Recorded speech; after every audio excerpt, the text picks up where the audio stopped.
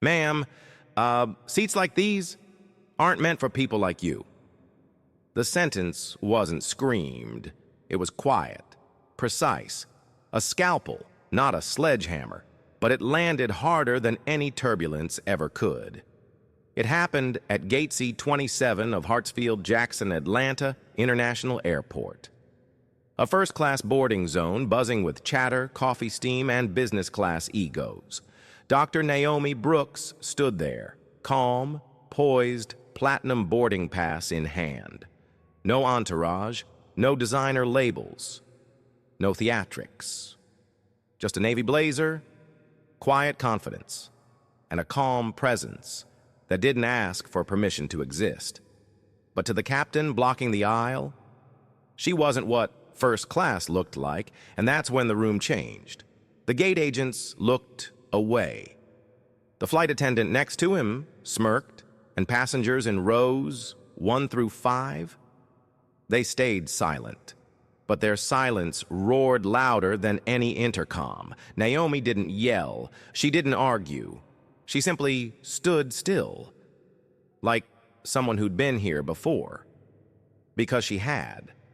But what no one on that flight knew, what not even the flight crew could begin to imagine, was that this woman, the one they were humiliating in plain sight, was about to cost them everything. Not in rage, not in revenge, but with one phone call and one executive decision that would bring a $4.1 billion deal crashing down on the very company that tried to erase her. This isn't just a story about race. It's about silence, power, and what happens when a system finally underestimates the wrong woman. So before this flight takes off, you might want to buckle up, because Dr. Naomi Brooks is about to change more than a seat assignment.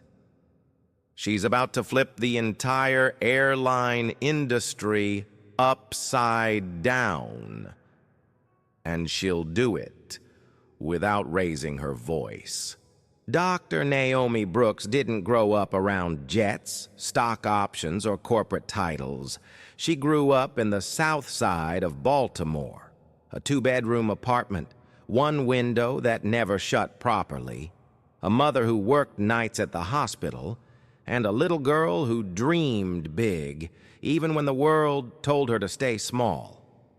Naomi wasn't the loudest kid in class, but she was always watching, always listening.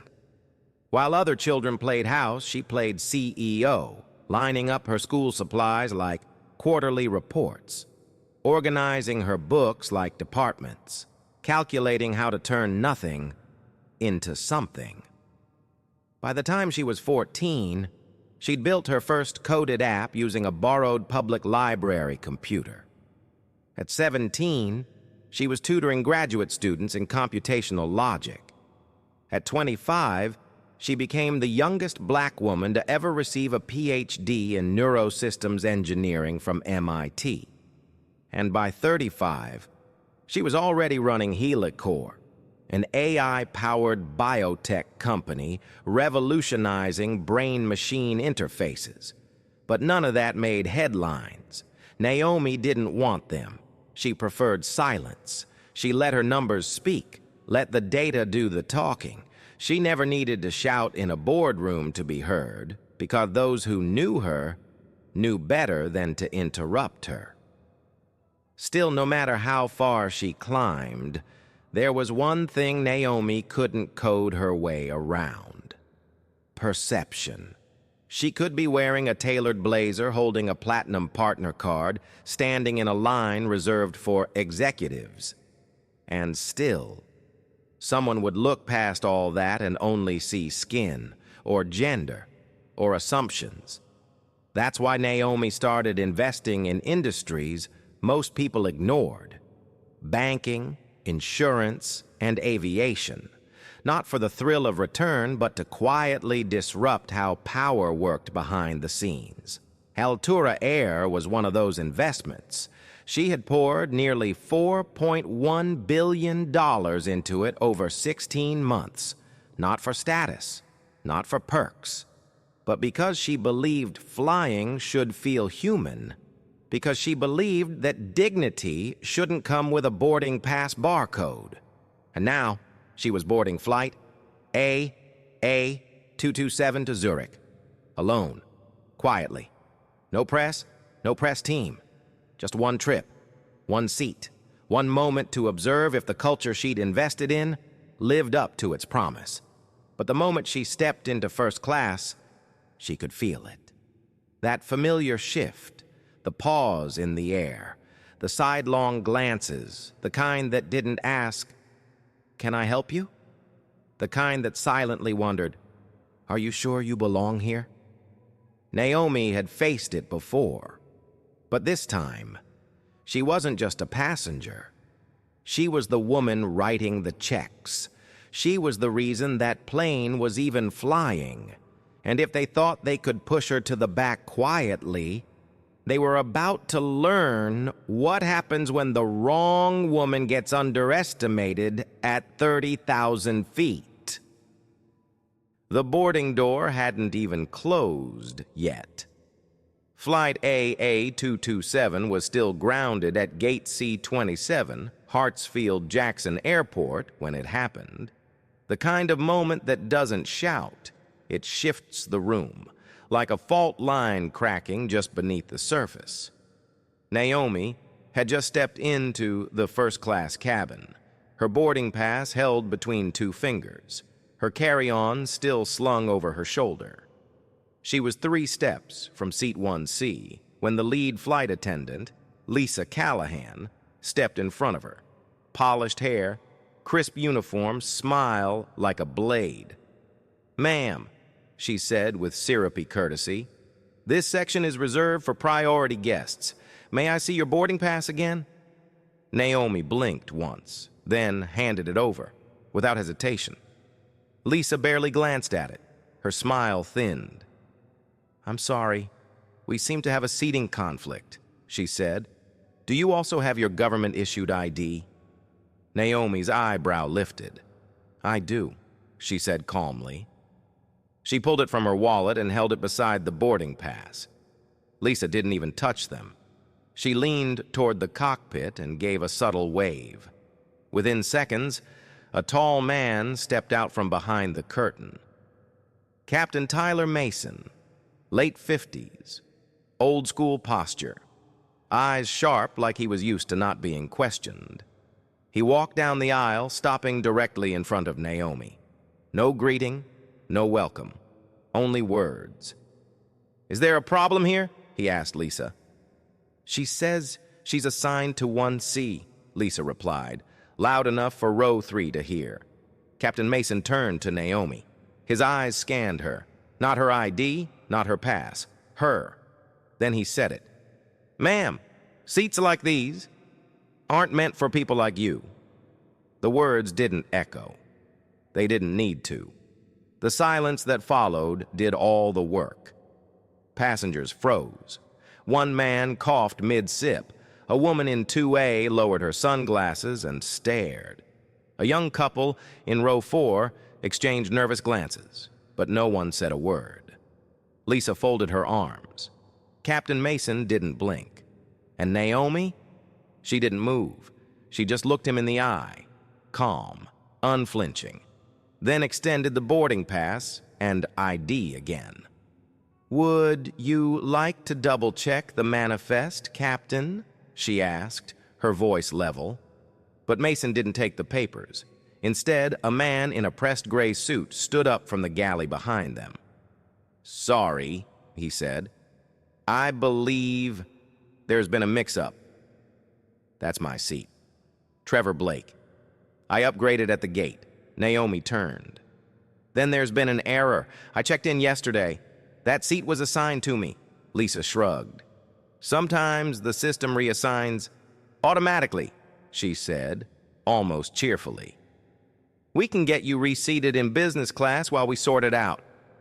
Naomi shook her head. "Number, this is my assigned seat. You're welcome to verify it." That's when the tone changed.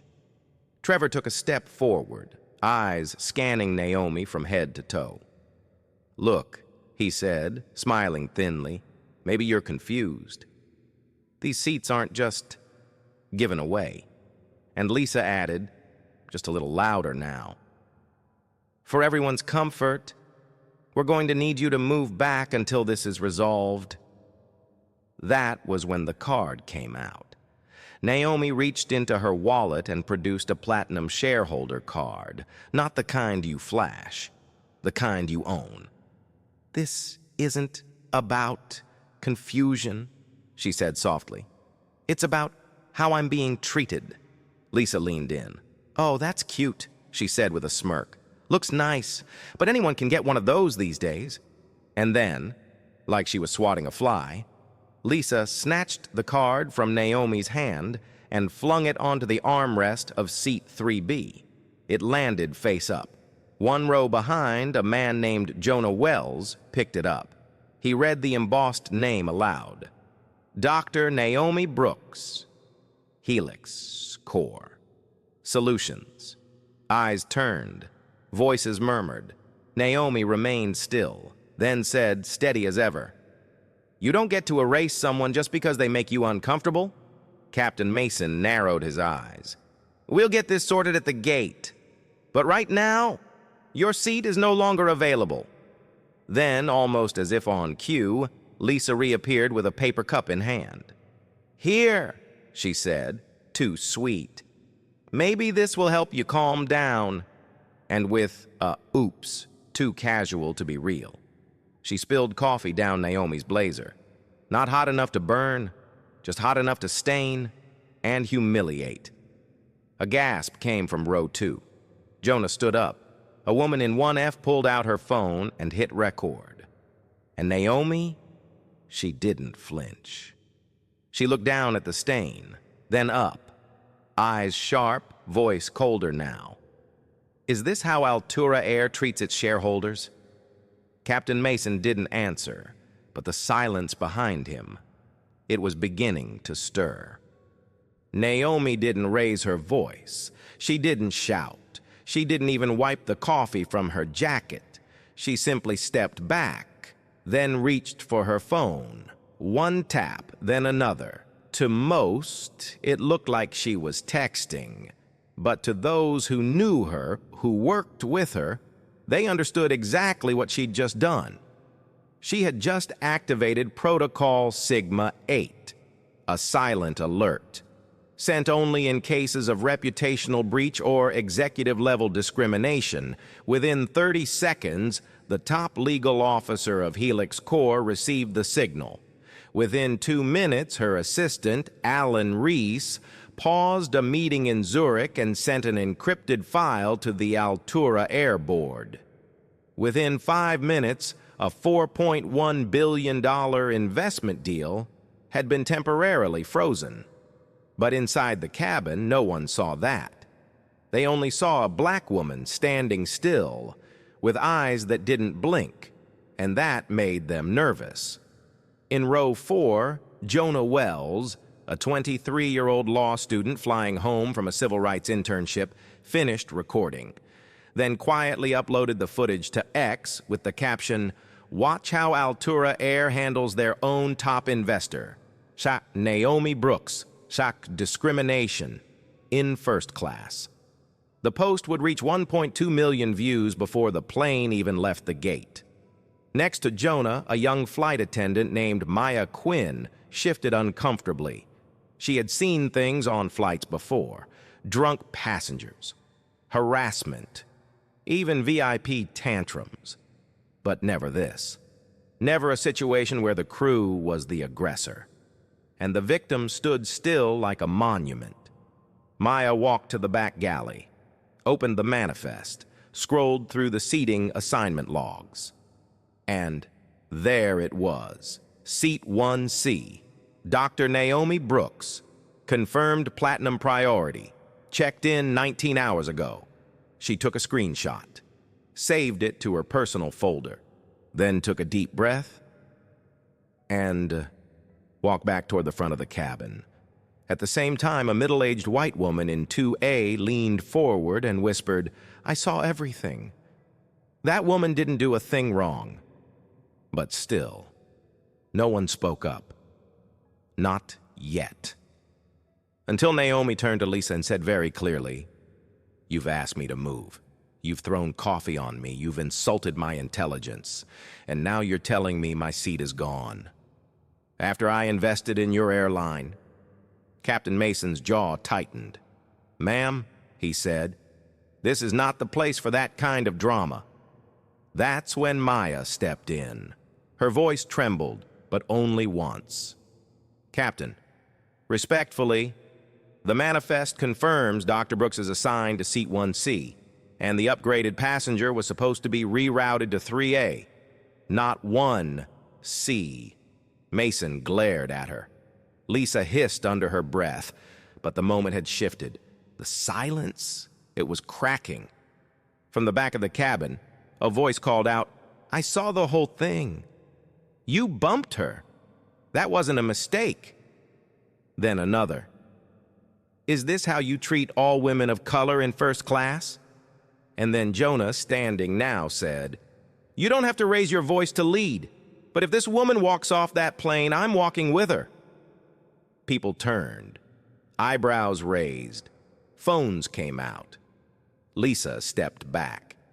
Captain Mason checked his watch, frustration growing. And Naomi? She looked around the cabin, not with anger, but clarity.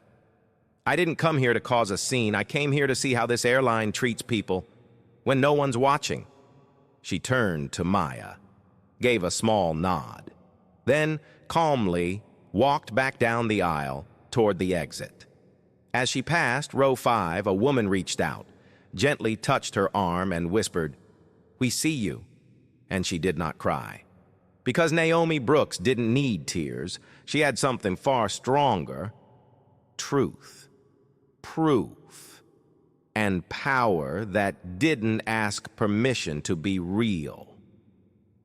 Naomi didn't storm off the plane.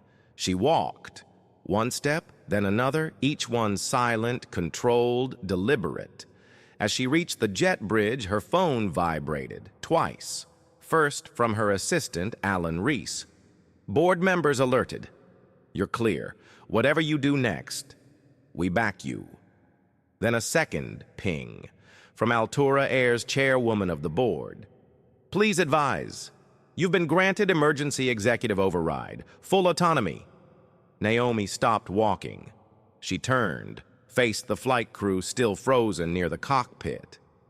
And, with the calm of someone used to making billion-dollar decisions before breakfast, she stepped back into the cabin. Her voice didn't rise, but it echoed, clear, unmistakable. "Ladies and gentlemen, my Miami be insane be dendez Dr. Marsa Naomi Brooks. I am the CEO of Helix Core Solutions. I'm also the primary equity partner in Altura Air Holdings, meaning this airline doesn't just carry my money, it flies because of it." Silence. Absolute, bone-deep silence. Jonah lowered his phone slowly. Lisa's face drained of color. Captain Mason blinked, unsure if he had misheard. But Naomi wasn't finished. "I invested over $4.1 billion into Altura Air across 16 months. Not for power, not for status, but to build an airline where professionalism mattered more than profile, where service was measured by conduct, not color." Gasps scattered across the rows like dominoes tipping in slow motion. Naomi reached into her blazer, stained though it was, and pulled out a small black folder. She opened it, revealed an executive audit authorization stamped just that morning. This flight was part of an unannounced compliance audit, a final check before approving the next phase of expansion funding. "Congratulations, Captain Mason, so you failed." Lisa stepped forward, stammering. I didn't know who you were." Naomi cut her off with nothing more than a look. You shouldn't have needed to. Then she turned to Maya, the young attendant who spoke up. Maya Quinn, you upheld integrity under pressure. Effective immediately, you're being promoted to senior flight coordinator for internal ethics. HR will reach out before landing. Maya's hands trembled as she tried to speak, but Naomi gently raised a hand. Don't thank me. You earned it. Then Naomi faced the passengers. To those of you who stayed silent, you have nothing to apologize for, but let today be a reminder. Silence has consequences too, because silence is the currency of injustice. The entire first-class cabin was no longer first class. It was a courtroom, a classroom, a boardroom, and Naomi, she wasn't the plaintiff. She was the chair. Captain Mason tried one last protest. Dr. Brooks, this may not be the appropriate time. Naomi turned her eyes to him. Cold, clear, calculated. Captain, you've been temporarily relieved of command pending a full investigation. Disembark now. He hesitated. Then slowly, with the weight of realization thick in his chest, he walked off the plane. Lisa followed. Trevor Blake, the man who smugly claimed Naomi's seat, attempted to look invisible. It didn't work. Mr. Blake, Naomi called without looking at him. Your upgrade was the result of a bribery loophole we've been investigating for 6 months. You'll be permanently barred from Altura flights. Have a pleasant journey with someone else. And with that, Naomi sat down, in seat 1C, not with triumph, but with quiet, earned justice. Jonah broke the silence with a whisper. This is the coldest mic drop I've ever seen. And behind him, a ripple of respectful claps grew into full applause, not for drama, but for dignity. Naomi didn't smile. She just looked out the window, because there were still flights to fund, still systems to fix, and still people who thought they could push someone like her to the back of the plane. Not anymore. Naomi didn't post a word, didn't issue a press statement, didn't even tweet. She simply filed a private executive report and boarded her next flight, this time on a partner airline. But the world, it moved without her. Because by the time flight AA-227 reached cruising altitude, the video Jonah posted had already crossed 2.8 million views. By the time it landed, it had gone viral. Headlines exploded. Black CEO humiliated on her own airline, then drops the hammer. Investor exposes discrimination mid-flight. Entire crew suspended. Who is Dr. Naomi Brooks, the billionaire you just tried to ignore? Within hours, hashtags like #Naomi Brooks, #first class failure, and #fly with respect were trending globally. Passengers from past Altura flights came forward, sharing eerily similar stories. Lost seat upgrades, selective enforcement, microaggressions from senior staff. The public outrage wasn't loud. It was surgical. Customers began canceling reservations. Board members started fielding non-stop calls. And then came the market response. Altura Air's stock dropped 11.4% in 48 hours. Analyst projections revised earnings down by 18%. Investors wanted answers, and Naomi, she gave them in silence. No interviews, no accusations. Only one internal memo leaked online. Respect isn't a bonus, it's a baseline. We don't need new slogans, we need new standards. The impact was immediate. By the end of the week, Altura Air's entire crew policy handbook was recalled. A new executive ethics division was launched, with Maya Quinn named one of its inaugural directors, mandatory bias training for all crew, new incident escalation protocols, and most importantly, an open whistleblower line routed directly to Naomi's private board liaison. But that wasn't the only ripple. Other airlines took notice, silently, cautiously, but definitely. United Aviation Group quietly updated its code of conduct. Skywave Air began consulting with DEI consultants for the first time in years. Even media outlets started highlighting positive staff stories, trying to rebalance the narrative. And on the ground, black women, brown women, quiet professionals, people who've been overlooked, sidelined, told to step back. They saw the clip. They watched Naomi remain composed, coffee-stained, and calm, while the world underestimated her power, and they didn't just applaud. They stood up. A university professor played the footage in her law and leadership class. A high school debate team used it to open a regional competition.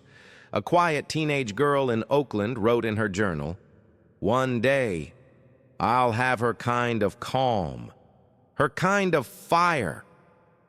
Back at Helix Corps, Naomi sat in her office. No press light, no award plaque, just her desk and a photo of her mother on the shelf above. She didn't feel like a hero. She didn't want to be one. She just wanted the system to get better. Not louder, better. Because you can fire a crew. You can fix a policy. But true change happens when the people watching, the quiet ones in the back, start believing that they matter enough to step forward. And that was all Naomi ever wanted. Naomi never spoke to the media, not once. She didn't need to, because by then the world already had her message, not in sound bites, but in stillness, in the way she didn't retaliate, in the way she stood still while the world around her spun in panic. A few weeks later, she gave a private talk at a small university in North Carolina. Not filmed, not streamed, just a lecture hall filled with 40 students, and one quiet moment of truth. She stood in front of a whiteboard. No slides, no stage, just Naomi and a marker. And she asked a simple question. "What's the price of dignity?" A hand went up in the back. A student said, "You mean how much we're willing to pay to keep it?" Naomi smiled just faintly. "No," she replied. "I mean what the world is willing to risk when it tries to take it from the wrong person." The room went silent. Then she added, "Most days, you'll walk into rooms where they'll judge you before you speak. You'll be overlooked, interrupted, underestimated, and the worst part, they won't even know they're doing it." She paused. "But here's the truth. You don't need to scream to be heard. You don't need to prove your worth to people who never intended to see it. And you don't need to fight every battle with fists. Some fights are won by simply refusing to step back."